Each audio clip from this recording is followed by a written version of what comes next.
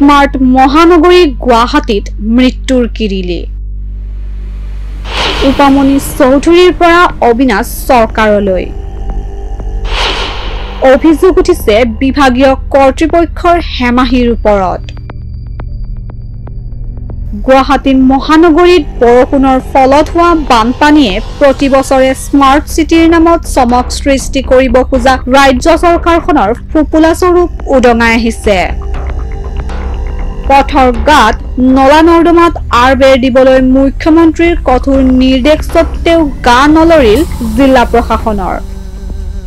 উল্লেখ্য যে প্ৰাক্তন মুখ্যমন্ত্ৰী তৰুণ গগৈ নেতৃত্বাধীন কংগ্ৰেছ চৰকাৰৰ প্ৰথম 5 বছৰীয়া আমোলত কৃত্ৰিম বানে একাকাৰ কৰি পেলোৱা মহানগৰীৰ এক উন্মুক্ত নলাত পৰি উপামনি চৌধুৰী নামৰ এগৰাকী মহিলা নিৰুদ্দেশ হৈছিল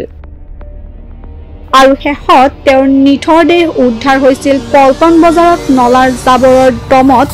আবদ্ধ হৈ থকা অৱস্থাত এই ঘটনাই ৰাজ্যজুৰি টুলপাৰ লগোৱাই নহয় কংগ্ৰেছ চৰকাৰখনক তীব্ৰ ভাষাৰে সমালোচনা কৰিছিল এই ঘটনাৰ কেইবাটাও বছৰৰ পাছত শুকুৰবাৰে মহানগৰীৰ মাজমজিয়াত একেই ঘটনাৰ পুনৰাবৃত্তি হোৱা দেখিবলৈ পোৱা যায় পাহাৰৰ পৰা নামি অহা পোকামাটিৰ থলে 8 বছৰীয়া অবিনাশ চৰকাৰক নৰ্দমা আৰু অধিক গভীৰতালৈ টানি দিয়ে উল্লেখ কৰা প্ৰয়োজন যে মহানগৰীকে ধৰি সমগ্ৰ ৰাজ্যখনৰে বিভিন্ন প্ৰান্তত পথৰ মাজত খন্দা গাঁত নলা নৰ্দমাত পৰি দুৰ্ঘটনাগ্ৰস্ত হৈ অকালতে জীৱনহানি হোৱা ঘটনা এই চৰকাৰখনৰ কাৰ্যকালত অভাৱনীয়ভাৱে বৃদ্ধি পাইছে একমাত্ৰ মহানগৰীত এতিয়ালৈ এনে কেইবাটাও ঘটনা হৈ গৈছে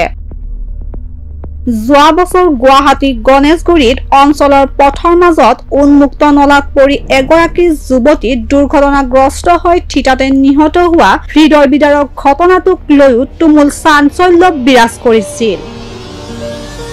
আৰু সেই সময়ত মুখ্যমন্ত্ৰী ডক্টৰ হিমন্ত বিশ্ব শৰ্মাই জিলা আয়ুক্তসকলক আৰবেৰ উন্মুক্ত গাঁতসমূহৰ ব্যৱস্থা কৰিবলৈ সকীয়াই দিয়াৰ পাছতো গা নলৰিল জিলা প্ৰশাসনসমূহৰ 8 বছৰীয়া কণমানি শিশু অবিনাশ চৰকাৰৰ বৃহস্পতিবাৰে কৃত্ৰিম বানৰ নলাত পৰি নিৰুদ্দেশ হোৱা আৰু আজি পৰ্যন্ত সন্ধান নোপোৱা ঘটনাৰ মূলতেও জিলা প্ৰশাসনৰ চৰম দায়িত্বহীনতা news desk report my news any